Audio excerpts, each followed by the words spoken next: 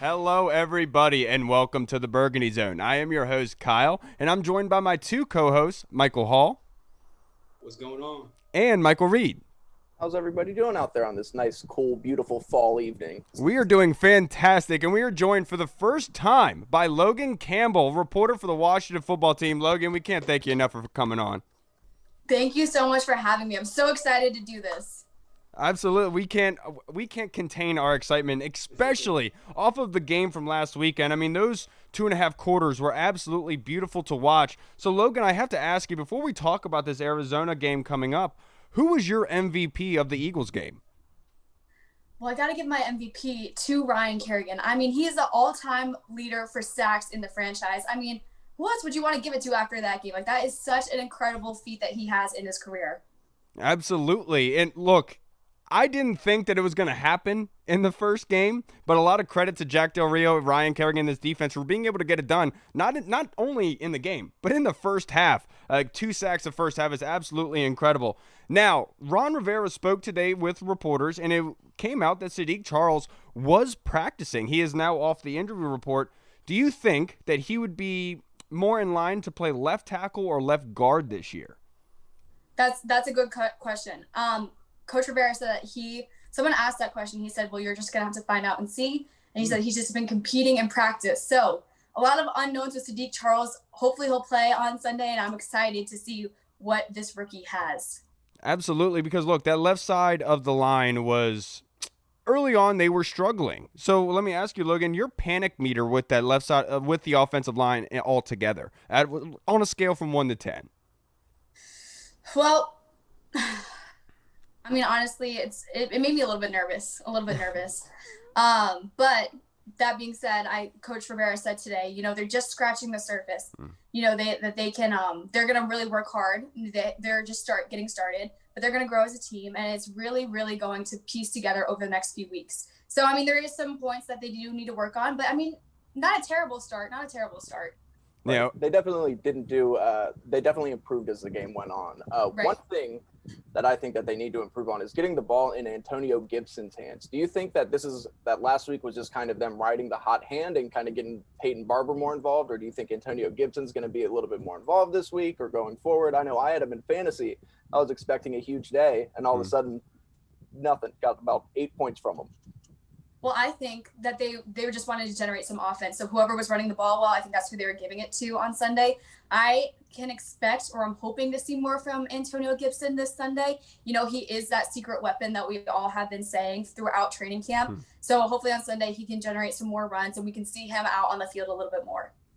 Yeah, and he talked today about that he's not going to be wearing that long sleeve T-shirt anymore because he couldn't generate any acceleration being pulled by that cornerback. I thought that was a funny little tidbit from his interview today. Now, the other person that got activated off the injury report was Kendall Fuller, Logan. So let me ask you, in his coming back, the 2 corners that we saw on Sunday, Jimmy Moreland and Fabian Moreau, both came down with interceptions. They played exceptionally well in relief of Kendall Fuller. So let me ask you, him coming back, is he slotted in as a corner? Is he going to bump down Fabian Moreau and Jimmy Moreland? Or do you see him more being fit in as a safety rotation mixed in with a slot corner? That's a great question. I really don't know. I mean, they keep us on our toes. The coaches don't really give us that much information. So I can't give you what I don't know for sure. But what I think is going to happen is I think he might slide into that CB position, but we'll see. I have no idea. I think it really depends on who's playing well that game, and they're just going to put him in wherever they need to fill that hole. Yeah, and look, that makes the most sense. Let's go with the hot hand here because we saw in week 1 that both those corners are ready to play. As much as we love Kendall Fuller, we got to let these young guys prove themselves. And if they're playing well enough, there's no reason to take them out of the game. Now, right. The Washington football team, they have a tough matchup this weekend going against the Arizona Cardinals, who beat a very good San Francisco team. They're not as good as they were last year, mind you. But that being said, this was a very good win for the Arizona Cardinals themselves. Kyler Murray had 90 yards on the ground on top of throwing for over 250 yards. What can the Washington football team do to stop Kyler Murray and give them a chance to win this game? I'll say one thing. Kyler Murray is my fantasy quarterback, so this is a little tough one for me. So obviously I want the defense to do well, but obviously I want my quarterback to do well. So Gardner Minshew's my back. I'm like, do I put him in? I don't know what to do. But what I think that the defense needs to do, and I hope that they do this, is really keep him in the pocket. They cannot let Kyler Murray get out and run around because he is such a mobile quarterback. I mean, once he gets off to the races, he's gone. So they really need to keep him in the pocket and keep him contained on Sunday. Yeah, absolutely. And then on the other side of the ball, they have a guy by the name of Chandler Jones, who recently, I think he had 20 sacks haul, if I'm not mistaken, a couple of years ago. The guy can rush the passer. We saw last week that the offensive line struggled at times to be able to protect Dwayne Haskins. What do you think the Washington football team can do to be able to combat Chandler Jones and to give Dwayne Haskins some extra time to throw the football? I mean, I think the defense really proved themselves in the second half. They proved that they can make those blocks and they can give Dwayne Haskins some times. So I think if they keep that momentum from the second half into the first half of this game, they're going to be fine. I mean, the defense is solid for the Washington football team. Then solid is an understatement. I think is the best way to put it. Now, if you could say, if there was one area of the game on Sunday that the Washington football team had to do well at in order to win this game, what area would that be? I would say the running game. I really think that was not the strongest point on Sunday, but I definitely think they have some really powerful weapons at that position. So I think that if they really utilized Antonio Gibson, J.D. McKissick, and even Peyton Barber had a great game. But they really need to get those long runs, and they need to generate more than 4 or 5 yards per run. They need to get those long 20-yard runs. So hopefully we can catch a break there. I think that will be the key to the game on Sunday.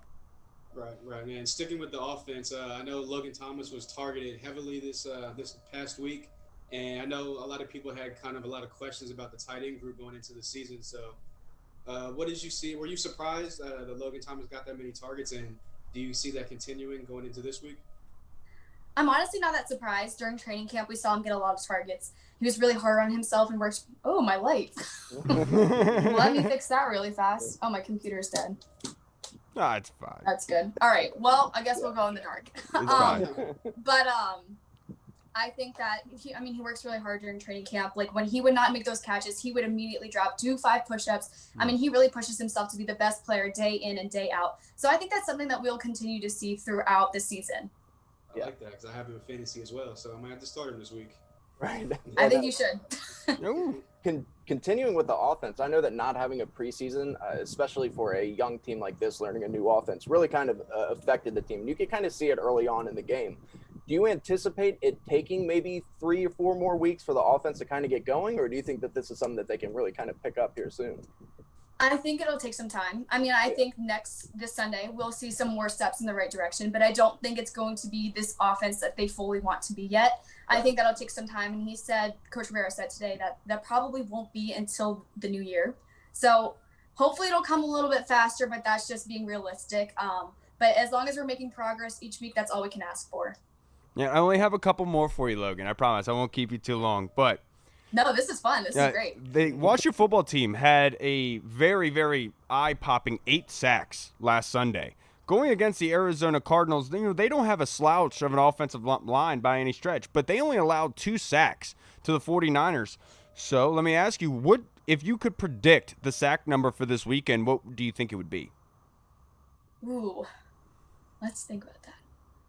I will say the 49ers don't have Chase Young. They don't have Ryan Kerrigan. They don't have Montez Sweat. So I want to say, I think that it's going to be 6 or 7. I think it's going to be around the same number. I think it's going to be a high number. I mean, guys, look at how they did on Sunday. They were incredible. It was fun to watch. I had fun watching at least. Yeah. So I'm really excited to see how they're going to play against Kyler and this offensive line. That's something, too, that people need to kind of take into consideration. Yes, Kyler Murray is a mobile quarterback, but we do have 2 of the most athletic defensive ends in the NFL with Chase Young and Montez Sweat, who ran a 4.41 at 6'6", 260 pounds.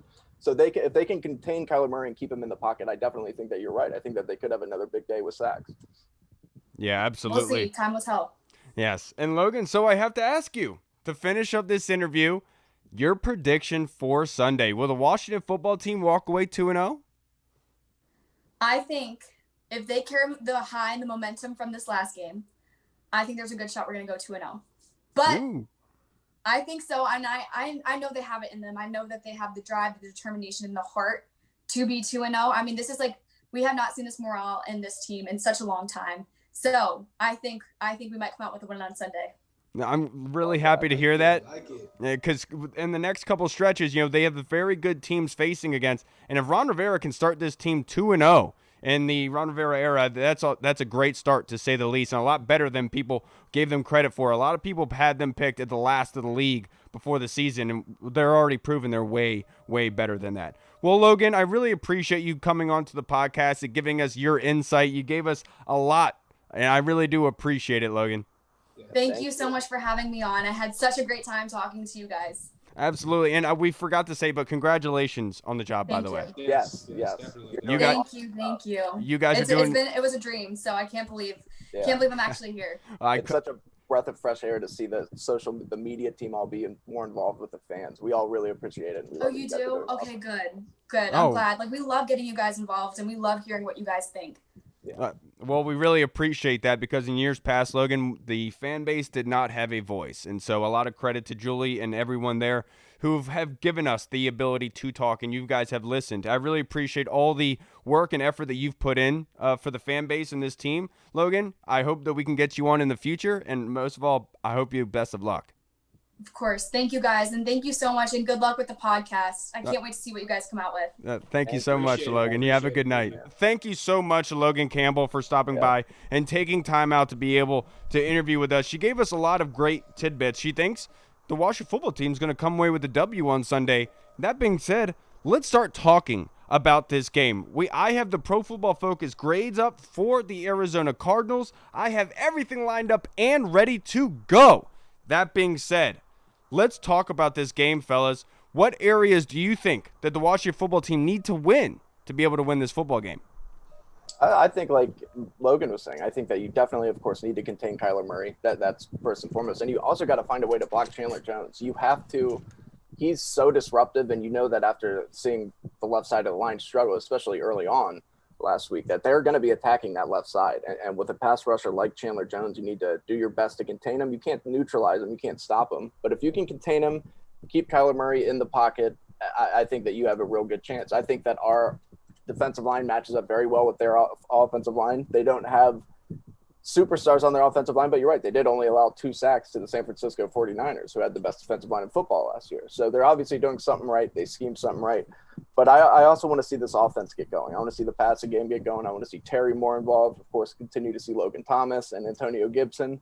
But I don't think that they need all that to win. I just think that they need to contain Kyler, protect Dwayne, and they should be good.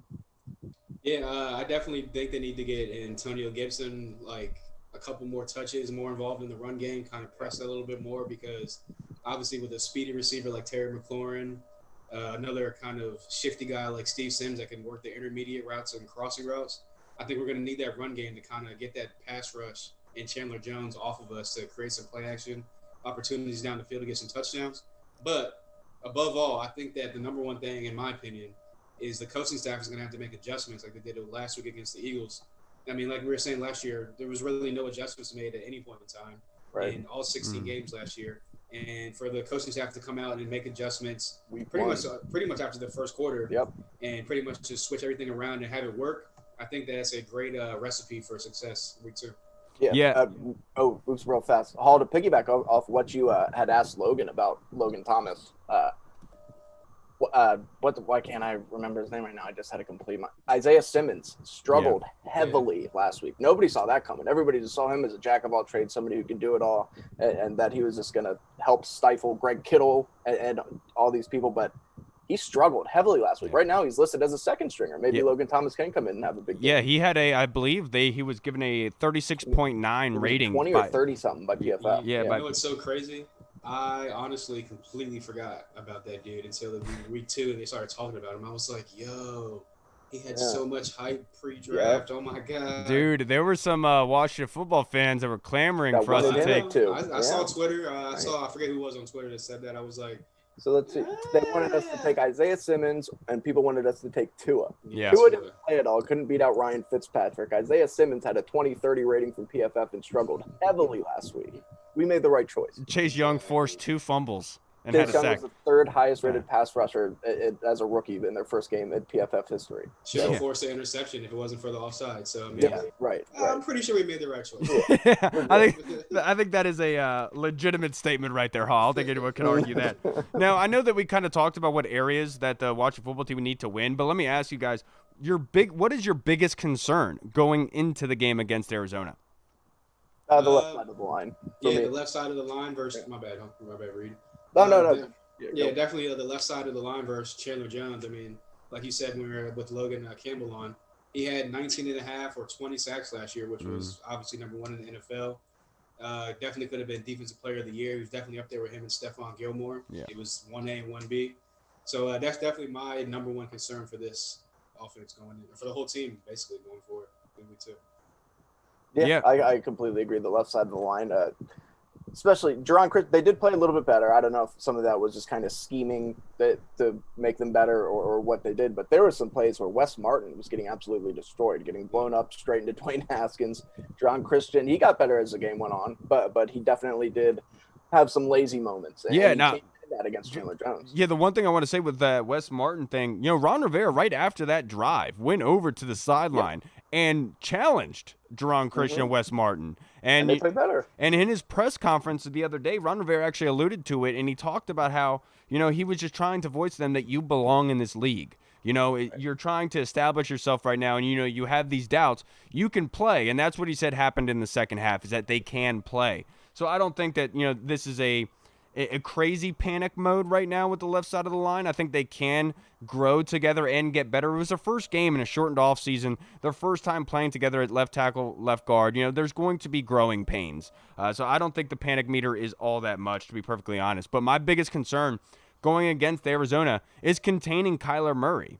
The 49ers is considered one of the best defenses in the league, and Kyler Murray was able to gash them all game long. The 49ers lost their gap integrity. Kyler was able to move the ball downfield.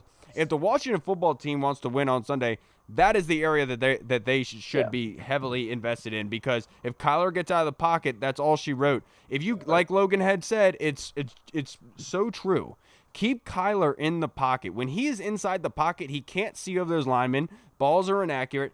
He wants to get outside. He wants to be on the run. That way the vision is a lot easier and the play breaks down for him. Keep him in that pocket and suffocate him. That's my biggest concern going into the game. Yeah, and another thing is trying to contain DeAndre Hopkins, because if the defensive line plays well like they did last week against Philadelphia, all of a sudden, as we've talked about all offseason, there is no containing DeAndre. No, exactly. But the only thing you can do is pray that he's not going to go off for 150 plus yards. Yeah. And as long as the defensive line is applying pressure on Kyler, then I think that you'll be okay. Last week, that didn't happen to Arizona, and DeAndre went off, and they have so many weapons.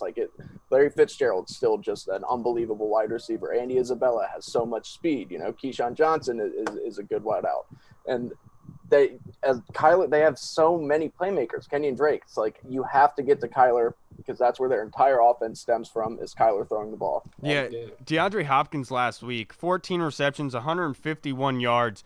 He had 3 times the targets than anybody else. He had 16 targets. Larry Fitzgerald was behind him with 5.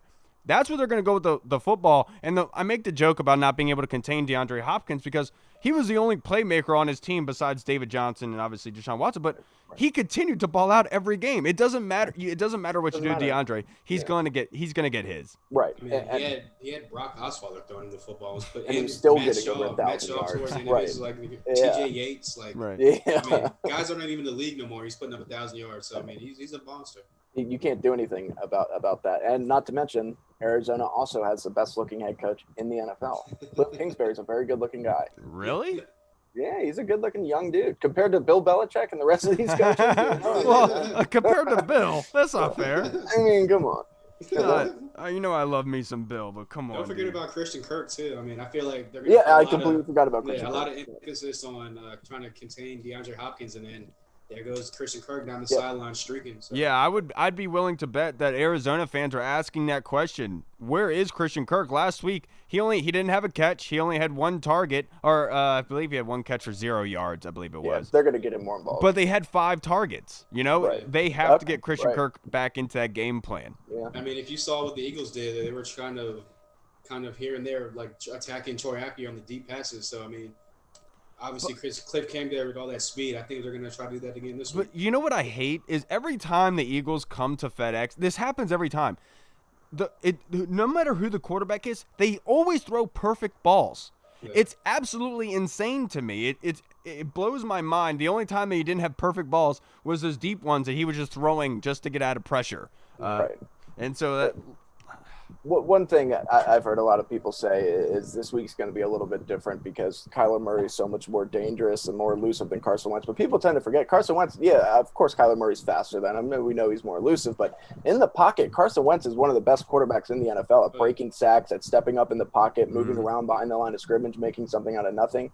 And the way that we were able to contain him was very impressive and get to him. So I think that they can do a good job with Kyler. It's just keeping him in the pocket is going to be the issue. Yes, and let's look at their offensive line. DJ Humphries, who's their left tackle, he was given a 50 grade last week by Pro Football Focus. Left guard is Justin Pugh. We remember him from the New York Giants. He had a 54.6 grade on Sunday. Mason Cole, their center, 62.4 Pro Football Focus grade. J.R. Sweezy, we all know about Sweezy, 48.3, and then they ended off with Kelvin Beachum in relief of Marcus Gilbert, who got injured. They picked up in the offseason. Those guys are both still in the league? Yeah, Kelvin Beachum had a 64.8. The reason why I'm telling you this isn't a top-tier offensive line. They're good. They're solid, but this is a team that you can beat offensive line. You can beat. What we saw last week, I understand. Let's just say 3 of those sacks were because of the offensive line injuries. That's fine. Right. The 5 other ones were legit pressure. And if you really look at that, the 5 other ones were from legit pressure. The next closest team in the NFL had 4 sacks. Right. So we had double that, and we still, if you take away the bad offensive line play, they still would have led the league in sacks. So it's impressive. And let's not forget, Jason Peters is a Hall of Fame level left tackle. I know he's 38, but and then Kelsey is the best center in the NFL. He's definitely top 2. So, I mean, it's not like they had only slouches on that line. Like, they had some good players, and we just dominated. Absolutely. I just wanted to prove that their offensive line is not grading out of control. This can be an offensive line that you can beat, and we saw last week that this defense is obviously very capable of it. Now, that being said, Logan didn't really have much for us regarding the running back position, but let's debate, guys. Who do you think is going to be the biggest point contributor for the Washington football team from the running back position on Sunday? Like fantasy football wise? No, just all together. You know, Peyton Barber had 2. Peyton Barber had 2 touchdowns. You know, the guy that at the end of the game you're going to say, all right, that was his game. Yeah. I actually think I agree with Logan where she was saying I think they're going to get Antonio Gibson a lot more involved this week. I think they're going to increase his run load. I think they're going to get him more involved in the passing game. I'm hoping that they're going to split him out wide more and like kind of get some mismatches on the outside with him. So I'm definitely looking for Antonio Gibson and not have like a breakout game, but definitely improve from last week. Yeah, I would agree. I think that after all the offseason hype of Antonio Gibson, I think that they know that they need to get him the ball more. And on some of his runs, I mean, I know that he struggled a little bit, but some of his runs were very impressive. Just the way that he hits the hole and finds a way through a crease, and then he's just gone up the field. He's very impressive. You can use him in so many different ways, including in the passing game. I think that he's going to be the guy who's really going to get involved. But it's no secret that Peyton Barber's a short yardage back, that he's their goal line go-to guy. And that's why they kept him on the team for that reason. So I think Antonio Gibson will be the most involved. I wouldn't sleep on J.D. McKissick if we get into a shootout, having a very good game as well in the passing game. Yeah, look, and with Antonio Gibson, you know, what was the lack? What was the offense lacking on Sunday that you could say? The explosive plays, the big plays. Antonio Gibson gives you that ability every time he touches the football. That being said, I would think it's going to be J.D. McKissick. J.D. McKissick had actually out-snapped both Peyton Barber and Antonio Gibson last week, but he wasn't targeted through the passing game. I think that'll change this week. I think you'll see a lot more dump-offs this week Buda Baker had 15 tackles last week. He just got inked up with a new contract. He is a great free safety for them. So you have to imagine they're going to try to hit everything low. I don't think long field anything's going to be available. Look, I love Patrick Peterson. He is a shell. He's a shell of himself. Yeah, he's getting up there. He's still good, but he's not the Hall of Fame. Pretty much what you're trying to say is Terry McLaurin can give him that business. Yes. Yeah. Exactly. And we need to get Terry McLaurin involved. I think that having Terry McLaurin involved, even though I know that defenses are going to be focusing on him so heavily, but that's really just going to open up everything else for McKissick, for Gibson, for Barber. I mean, for Dontrell Inman, for Logan Thomas. Like, you have to get Terry McLaurin involved.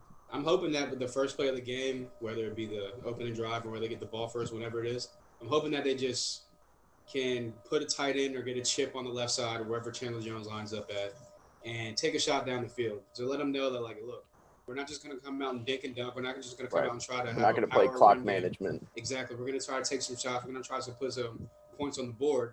And not only that, it's going to make them kind of respect that deep passing game, which, again, will open up the box for Antonio Gibson in the run game. So, I mean, obviously I'm hoping Scott Turner's thinking that if I'm thinking that. He's offensive coordinator. Yeah, you hope so. I don't know. Yeah, exactly.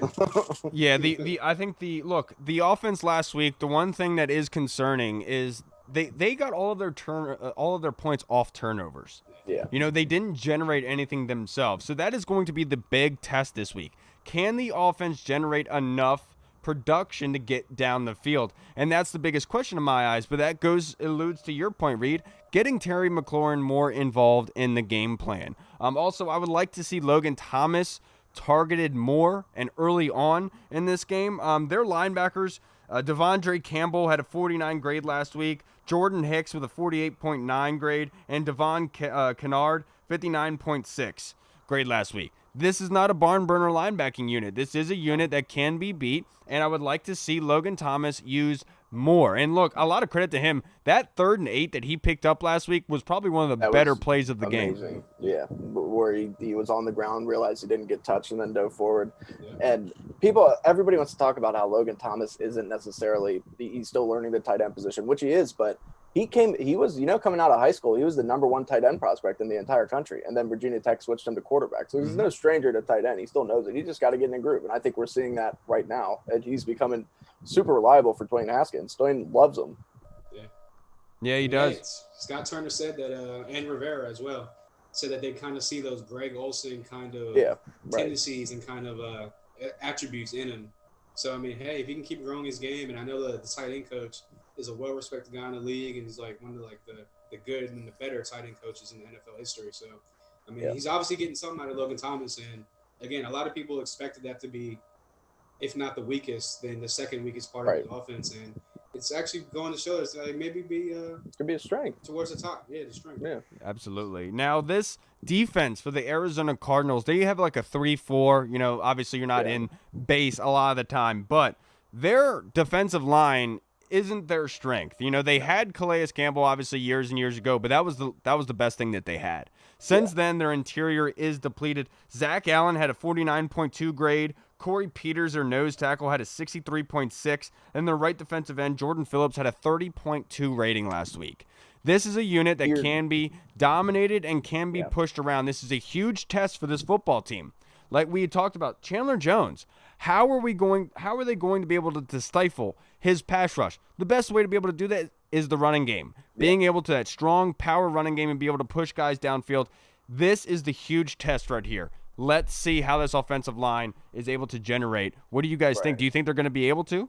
Yeah, I think that if you're going to get the running game going, this is the perfect game to do that. I don't think that it's any secret that they are going to line up Chandler Jones on just about every down on the left side. So if you can run on that right side behind our 2 best offensive linemen, which we should be able to, then I think that you can really get the running game going. And this is the game. I'm telling you, I think that this is going to be the game where we start to see Antonio Gibson and these guys actually play very well. And it's going to take some of the weight off Dwayne Haskins' shoulders. I'll tell you, I wouldn't be surprised to see a game similar to what we saw a couple years ago against Arizona, where AP had that baller game, the first game of the season. I think he had 2 touchdowns. They ran the ball really well. I wouldn't be surprised to see that, Mike. Yeah, I'm hoping that this is going to be a kind of confidence builder for the offensive line. Like you alluded to, the grades from PFF are kind of not as good. I mean, obviously they're NFL players, so they're good. But I think that, like I said, it can be like kind of a confidence builder for this offensive line going forward, outside of Chandler Jones, obviously.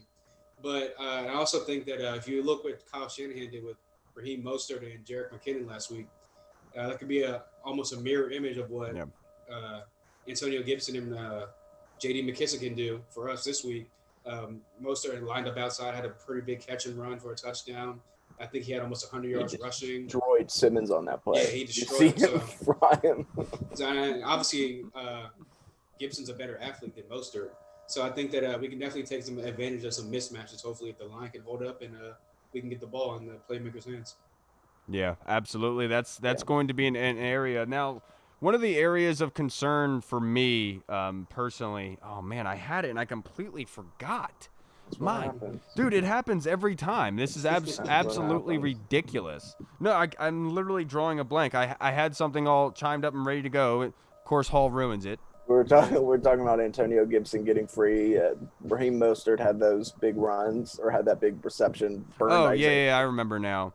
The one thing that concerns me is that you could say the 49ers and the Washington offense is similar in the way that they like to motion a lot of guys and where throwing the football is not the strength. Let's just put it that way. Yeah. And I feel like the Cardinals are in a better spot than the Washington team is because they're already used to that style of play, whereas the Washington football team is used to Carson Wentz and that shamble of an offense.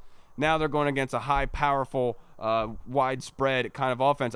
That kind of worries me. Yeah, right. This is by no means an easy win for Washington. This is going to be a very good game. Arizona is going to surprise people this year. They already have. I mean, they beat the NFC champions in the first game of the season. Kyler Murray's going to take that next step. They have DeAndre Hopkins. They have such a great wide receiver core. They have some weapons on defense, especially in the secondary. So they're no slouches, and they just figured out a way to beat San Francisco. Of course, you're completely right. We are very similar in a sense to San Francisco, only with less weapons on offense because we don't have a Kittle. Yeah. So, I mean, it's going to be tough, but I do think that they can pull it off. But I don't be surprised if Arizona out there having a very good game. Terry and Kittle cancel each other out. I don't know. Terry's not a Kittle, though. Kittle's the best tight end in the NFL. I would say Kittle as far as like a little notch higher just because you use him in the run game as well. And like he's just the best tight end in the NFL. Terry's not the best receiver in the blocker. NFL. You can put him on the line and he can block a defensive end for you. So right. But with that being said, you are right. They're both big playmakers. Terry is very scary. So. Yeah. Have you seen? One of the things I loved with Washington football team this offseason, leading up to the season, when they would release those portraits of the players, and they had Scary Terry with the 8 arms. Those were really cool. They were awesome. I took a screenshot of all of them. Was that Kerrigan that had like the helmets with the sticks with the helmets? No. Kerrigan was like Shawn Michaels on HBK doing the flex. Was it that had the helmets? Tressway had helmets on sticks, that's what it was. And then Matt Ioannidis was like Iron Man.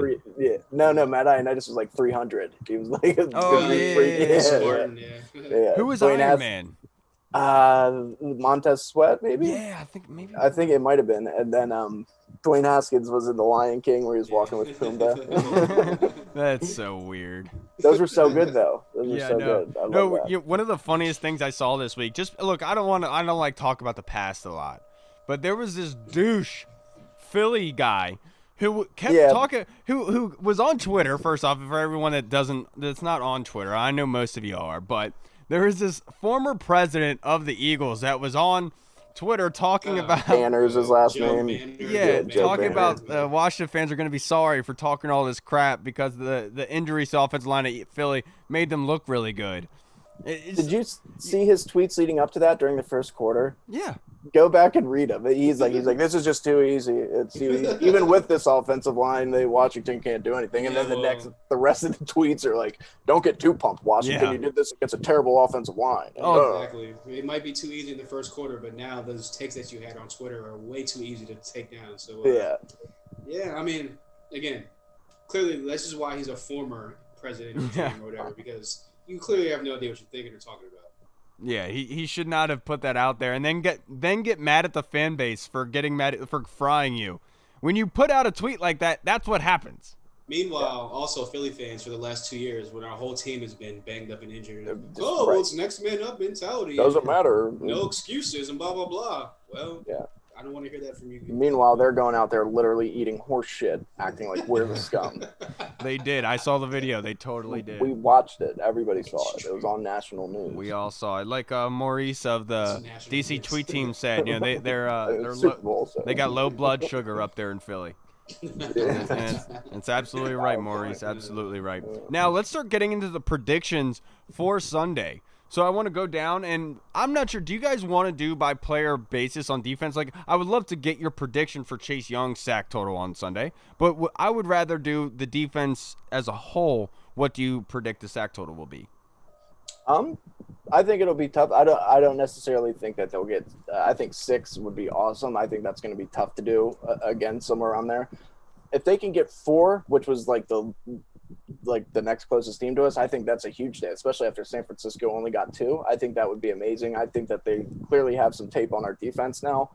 So they're going to be doing all that they can to protect Kyler. And plus, Cliff Kingsbury's offenses, the quarterbacks like to get the ball out of their hands fast. So I'd say if we could get 3 or 4 sacks, I think that that'll actually be a very impressive performance by that D-line. And I know that doesn't sound like much coming off of an 8-sack game, but that's still a pretty good amount of sacks. It'll still be enough to be leading the league in sacks. Yes, right. Easily. But no, I think that it'll be unless whoever's playing Philly this week gets 8.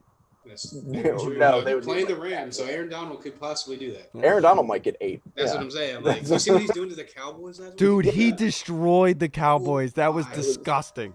I don't love anything more than that. Okay, is a grown ass. All right, let's not get off track. What's your sack prediction for this weekend? Yeah. I think it's gonna be. I was gonna go 5, but I'll take it down a half. I'll go 4.5, just because again the whole scramble effect of Kyler Murray. I think that I think the majority of the sacks of the 4.5 that I'm predicting will actually come on him trying to scramble out the pocket and make a play here and there and not throw the ball away. And I do think that his line is good enough to kind of push the pocket in from the middle. And again, with Del Rio kind of bringing all those blitzes and kind of those zone blitzes that he liked to do last week, I think 4.5 is a good number. Yeah, I like that number, but I'm going to go with 3.5. The reason why I say that is because as much as they're saying that they're talking about attacking Kyler Murray, I don't think that is actually going to be a thing. I think what they're going to say is, literally, your number one job, contain the outside shoulder. Make sure that you're not allowing him to get outside of you, and then the interior rushers gaining upfield, but making sure they can go east and west in case Kyler decides to step up and rush outside the pocket. That being said, I don't think that they're going to be hounding after Kyler so much, because what can help them is by keeping him in the pocket. Now, let's say Jack Del Rio runs a corner blitz from the right side while pressuring a stunt on the other side. What's Kyler going to do? Well, he's going to throw the ball on the outside from inside the pocket in an area that he doesn't like to be in, putting the ball out there for somebody to go get. I think that is the best way for them to be able to do that. I don't think that they're going to be like another game like Sunday, because if you pin your ears back against Kyler, he's going to destroy you. Yeah. He's going to find a way out of it. I feel like the better thing for them is containing him, and that's why I think 3.5 is better. I think it's going to be more of like a containment to the point where he can't go anywhere, and the refs just throw the whistle like, okay, don't kill him. Now I noticed you guys both have a half on the end of your number. Is that because Kyler Murray counts as half a person? No, but one thing I wouldn't be surprised is if that kind of starts similar to the Eagles game, where it takes us a second to get kind of going, because Jack Del Rio, apparently historically, at least based on a friend of mine who's a Jaguars fan, says that his defense is always kind of took a little bit to get going. It's kind of like a chess match. They're sitting there, they're waiting to see what you're going to do. Then they make the adjustments, and that's when they kind of pick up on things and kind of get going a little bit. So it'll be interesting to see if that happens again this week. And if maybe Arizona starts out hot, people are on the ledge, and then all of a sudden the team just starts playing better. Yeah. I hope that Cole Holcomb can have a big game this week as well. He's a nice, speedy, like kind of inside linebacker that can kind of contain Kyler if he tries to escape the pocket. Mm-hmm. But I also think that I think that Landon Collins is going to be big this week as well in the run game, as far as containing Kyler Murray too. Yeah. Well, that being said, last week I believe I'm not sure, but I'm pretty sure I saw Montez Sweat acting as the spy on Carson on some long downs and distances. He did. So they also dropped Chase Young back a couple times. Yeah. So that being said, let me ask you guys, who do you think will be the spy for this weekend? Who would be the most effective spy?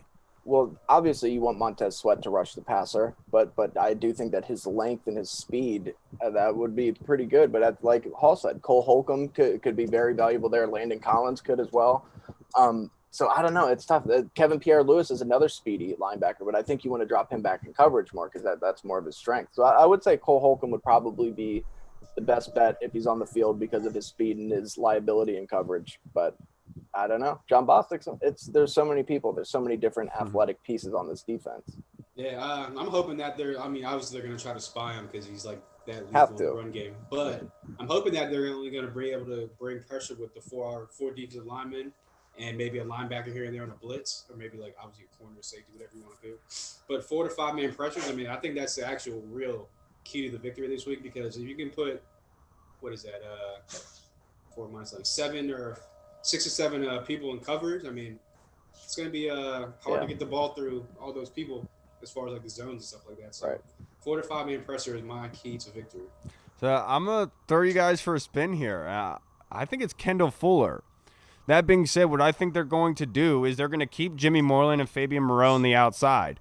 What Atlanta likes to do is they like to spread you out. So you're not going to be able to be in your base personnel. You're not going to have 3 linebackers on the field at all times. So what are you going to do? You're going to have a lot of Khalil Hudson, and you're going to have a lot of Kendall Fuller coming up and playing that kind of dime linebacker position. That way he stays close to the line of scrimmage. He can stay with Kyler. He has the speed for that, and he has the coverage skills to be able to go with Kyler sideline to sideline. I think Kendall Fuller would be the best possible QB spy for them this weekend. I love Landon as a spy. I just worry a little bit about Landon's agility against Kyler Murray, you know? And the one thing that was, I want Fuller out there in coverage. He should be our best coverage guy, but I think you're right. I think that would make sense. And I completely forgot about Khalil Hudson. Khalil Hudson is somebody who is so versatile that he could be perfect in that role.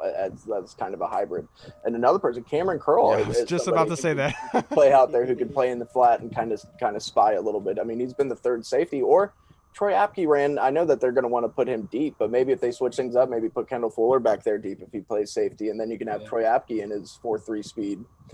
Maybe he could do it. Yeah, look, the one thing I noticed last week, know. Jack Del Rio made the adjustment of bringing Cameron Curl on and having a 3 safety rotation or a 3 safety formation on the field, and Cameron Curl stifled those tight ends. They didn't do much afterwards after he got there, and so that would be a great one, Reed. I think you're absolutely right about that. I just feel like they don't want to change something that was good. You know what I mean? I feel like they're kind of hesitant with just taking out Jimmy or Fabian from what they did last week. Whereas they can say, look, we can plug Kendall in here. This is a good situation for it. They're going to be in a bunch of empty sets. We're not going to have these linebackers on the field anyway. Might as well have Kendall there close to the line of scrimmage. And also Kendall can play the slot, so you can keep Jimmy and Fabian on the outside as well, and let them stay in the slot and rotate. Solid point. 100% right. And Arizona, though, they do like to use a lot of 4 to 5 wide sets, so they do because they do have a lot of playmakers at wide receiver. So it really just, I guess, depends on what's going on, depends on the formation. But I could totally see Fuller back there spying. But at the same time, if they have D-Hop, Christian Kirk, Larry Fitzgerald, and Andy Isabella on the field, you're going to have to kind of have him back there in coverage. But I love that idea. Yeah, absolutely. Was completely forgot about that, to be perfectly honest with you. But that fits. I think that is really well. Now, let's keep it on defense before we transition to offense. Your guys' predictions. How many turnovers do you think the Washington football team will have this weekend? Good question. I do think that there will be a couple pressure. I'm not going to go sack fumbles, but I do think there will be a couple pressure interceptions. So I'll go 2 just to be kind of nice if they do it. 2. Yeah. I think they could have easily had 4 at least last week. I think that with as much as Arizona, 2 of them were fumbles. Could have been fumbles. I know one of them was for sure obviously recovered by us, but I think with Arizona, as much as they like to pass the ball, I think that they could definitely get an interception or possibly 2. And I think if you win the turnover battle, then you win this game. But yeah, I would say 1 to 2, 1.5, I'll say. Yeah, I think it's 3. The reason why I believe that, because they're going to try to contain Kyler Murray, and Kyler Murray's going to have to throw from inside the pocket. And those balls have to travel a long way. I know he played baseball, but they have to go a long way. And I feel like that's when Jimmy puts on his playmaking shoes. That's when Fabian pulls it out and is able to get a pick. I think that 3 turnovers is much more conceivable. I feel like this is more of a game. And with Kyler, he's got small hands. He's a tiny guy. I could see him standing in that pocket, swallowed up by everyone, and him falling down, that ball popping out one way or another. So that's a good point. I definitely see Chase Young coming off the edge and kind of doing like a Von Miller, Khalil Mack type of thing, where he doesn't try to get the sack and just tries to strip the ball out of his hand. So that's what he does so well. You saw him do that twice last week, 3 times actually, because one of them was that interception that he did not when he hit the ball. No, it should have been an interception. So that's his thing. He forced 7-8 fumbles last year at Ohio State. That's like something that he really prides himself in. And on top of just the big. I think that Montez Sweat could honestly have an interception in this game. When he's rushing with just his athleticism, as big and athletic as he is, and his reach, Kyler Murray trying to throw the ball, Montez Sweat just leaping up on like a screen or something. I think that could happen. Could you imagine huge Montez Sweat just like running a 4-4 down the field away from everyone? Right, dude. Could you see him? Could you see him like Kyler chasing after him and Montez creating separation? So funny. Could you imagine watching Chase Young and Montez Sweat meet at Kyler, how low they would have to go, but then just like the size differential when they like split one arm each. It would be like in Not Another Teen movie where they split that dude in half when he gets hit by high and low on the football field. I didn't even think about that, man. Like, what if they try to call a bunch of like helmet to helmet penalties because he's so short and they're so like big and tall? They feel so bad. They gotta go so low that he's just helmet to helmet every single time. But Reed, you had a really good point about Montez Sweat jumping up, and so it kind of goes to my point with the turnovers, with 3 turnovers, tip balls. We could see a lot of those a couple of those interceptions in this game where Kyler Murray can't get the ball over the lineman. They pop up in the air, and we have a chance for an interception or a pick 6. I think the turnover battle might be actually won by Washington this weekend. Now let's transition to the offensive side of the football. Hall, I'll go to you. What's your touchdown prediction? Do you think that the Washington football team will score multiple times on Sunday? Yeah, definitely. I think they can. If the offense can get into a rhythm and get a little bit of sync behind them, and like I said before, get the run game going and maybe open it up and get some plays downfield, I can easily see them putting up at least minimum 3 touchdowns. That's a good number. That's what I have. I have 3 touchdowns. I think sitting around 20 points is where this offense in touchdown output is going to do, and then I think that they could possibly get a couple field goals. I don't think they're going to reach 30, but I think they could be just south of that. What about you, Reed? I think that the offense is going to get 2. I think that it's going to be 1 passing touchdown, 1 rushing touchdown. I think that they're also going to score a decent, I would say about 2 to 3 field goals, and I think that there could be an interception return for a touchdown now that I think about Montez Sweat being all athletic and whatnot. No, you talk yourself into it. Yeah, I talked myself into it. The offense, I think they'll have 2. I think that's what will happen just because it's going to take our offense a little bit to get going, like we talked about. But who knows? They could come out here and drop dimes, and all of a sudden. I mean, hey, everyone thought in 2018 that the offense was going to be kind of similar to this, where it was going to take a while for Alex Smith to pick it up, and week 1's going to be up in the air, kind of question like, what are they going to do? And then next thing you know, I mean, I know it was mostly AP in the running game, but Alex Smith played pretty good as well. So I could definitely see, like I said, 3 touchdown output, if not more. Yeah. Yeah, and I definitely agree with that. I wouldn't be surprised to see a Dwayne Haskins rushing touchdown as well. Maybe in the red zone, an RPO type of thing. Yeah, and that's something that Dwayne did a really good job of last week. So the one run that Dwayne had where he ran up the left side and he picked up all those yards. Did you see that Madden glitch ghost tackle that happened to him? No. He was running and he ran out of bounds, and next thing you know, nobody's even near him, and Dwayne just falls. It's like you tripped over your own feet. Come on, man. But it was good. It's good to see Dwayne. He's definitely improved his speed. That's for sure, from losing the weight and working so hard this offseason. Yeah, that's one thing I noticed. The one Peyton Barber touchdown that he had, that was actually an RPO, and Dwayne actually had the touchdown. If he would have kept that, the defensive end crashed hard on that play. They were lucky that Peyton Barber got in the end zone. Dwayne Haskins should have kept that ball. I could see them using that formation again, because that is such a crucial aspect in the red zone. It's very hard to defend it. Yeah, definitely. Absolutely. I mean, he was kind of running a little bit of option stuff in Ohio State. So, I mean, I could definitely see Scott Turner kind of utilizing that. And, again, it goes into what we've been talking about on the previous podcast, where We wanted to know what Rivera said to him in January, like what he expects out of him. And we said maybe one of those things was to kind of trim down and kind of use him as a kind of a mobile, move the pocket and kind of option here and there kind of quarterback. So definitely makes sense. All right, let me get your one last predictions, everybody. That's it, and then we're out of here. Okay, I promise. We're almost done with the predictions, I swear.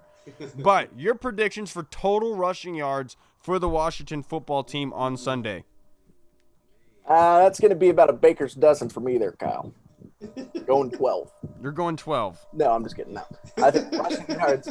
I think that it's going to be a nice little plethora. I don't think that you can expect Peyton Barber to have a lot of rushing yards because of the situations that he's going to be used in. I could see Antonio Gibson having a pretty decent day, hopefully on the ground, and J.D. McKissick, of course, he's not really there to run the ball. But so I would say they could get around 100 with Dwayne getting a couple big runs, maybe, or decent sized runs, maybe some good chunk plays. I could see right around there. Yeah, definitely some good points. I could definitely see, again, because I think they're going to use Antonio Gibson a little bit more this week and give him some more touches in the run game. I could see them going with Barber, Dwayne, Gibson. I'll say 112. 112 yards. 112, there you go. That'd be a lot. That'd be really good. I'm going to say 107.5, just so you guys. 107.5 is what you're saying. Yeah. My prediction is going to be 140. I think that this is going to be a game where they have to keep Kyler off the field, and they're going to be able to run the ball well, and that way they can take a lot of time off the clock, and they'll be able to extend. But passing, what is your prediction for passing? This is the big question I want to hear. This is big. I do think that Arizona's obviously their passing defense is better than their rushing defense, but I could see Dwayne putting up maybe about 200 or so yards. I think it'll still be a little struggle, but I could see this becoming a game where maybe even has more than that, maybe has 250 or so, where this is a game where could be high scoring. But I would say it could be about 200 something. I think where we're going to win this game is going to be our defense again. So I could see the offense still kind of struggling to turn the wheels. Last week he had 178. I could see about 200. I'll say 200. Passing. Yeah, I'll go right around 200, but I'll go sub 200. I'll go 198 just because I think that they're going to try to stretch the field. He gets 199, I'm going to knock you out. I think they're going to stretch the field a little bit more with Terry McLaurin, and I think that they're going to use Gibson and hopefully some mismatches on the linebackers and get him in the passing game. So, yeah, I'll go 198. Yeah, you guys are stealing my thunder. I had 200, so I'm a screw Reed over. I'm gonna say 201. I'm gonna do the Price is Right bit here. I'm gonna say 201. What if he has 200.5 somehow? That would be crazy. Right. But honestly, I think that this is gonna be a game where Dwayne is not gonna blow away with passing yards. I think 200 is right around. But I think this is the game where he could have like 2 or 3 touchdowns. You know what I mean? Yeah. You made me just think what I was gonna say. It slipped my mind. I was gonna say it's gonna be an efficient. Yes. Yes, there you go. That's good. Yeah, so I could definitely see him having a good touchdown number, but the yards is going to be – I think the running the ball is really going to carry them from the 20s to 20. But in the red zone, it's going to be throwing the football. Now, that being said, let's finish off this episode with your prediction for the game on Sunday, Hall. Man, oh, man. I've been going back and forth with this probably the whole podcast in my head. Just because at one point early in the day, I was going to go 24-20 Cardinals with I think that the Cardinals, I was going to say the Cardinals are going to get like a last minute kind of drive down the field to get a game winning touchdown. But I've kind of talked myself out of that. And I'm going to go with the flip-flop version of that. And I'm going to go 24-20 with Dwayne stepping up a little bit more as a leader on this team and leading the team down the field for a game winning touchdown. 24-20, Hall. That's what he predicts for the game on Sunday. Reed, what's yours? I'm going to go with a little bit closer. I think that it's going to end up being another 27-point game for us. Just basically 2 offensive touchdowns, going to get a defensive touchdown, and then we're going to get 2 field goals. So I'm going to say 27-24, but we win via walk-off field goal, and we end up 2-0. Why you looking at my sheet, Reed? What? Yes, I actually am. I had 27-24, but I'm gonna switch it up now because Reed just has to pick my number. I'm gonna say 31-27. I don't know, just because I feel like 27 is a good number, just because I feel like they're gonna have those 3 touchdowns and then 2 field goals. So you got him losing this game, huh? No, I have him winning. 27-24. Oh, I thought you said 31. No, I had to switch it up because Reed took it. That's what I was saying. Okay, I was just bumping it up. But that's why I was saying 27. I had a good feeling about that number. I feel like that was an efficient number for them. And look, that being said, this football team would be proving a lot of people wrong by going 2-0. They only won 3 games last year. The first 2 games they win 2. It shows the progress that's already coming with this team. I'm very happy to see where they're at, and I'm so happy that we were able to have Logan Campbell on for the podcast earlier. She gave us some great insight and got us hyped up for this game on Sunday because I loved her predictions for what was going to go down. Yeah. All right, everybody. Well, that's going to wrap us up for this show. We will be back with our post-game pod on Sunday night. Usually it's right after the game. So because the game is at 4:25, the probably won't be released until 8:30 that night. But we'll have a reaction pod ready for you to go on Monday morning for your drive to work. Then we'll be back on Tuesday as well. All right, everybody. I'm Kyle. I'm Hall. I'm Mike. I'm Mike. So, all right, everybody. Thank you so much for tuning in. Please go and like and subscribe us on Facebook, iTunes, Spotify, Google Pods, YouTube, Instagram, Twitter, Facebook. We are everywhere. All you got to do is search for The Burgundy Zone, and you'll find us at the top of the list. All right, everyone. Thank you so much for tuning in. We'll see you guys on Sunday. Washington football. Woo!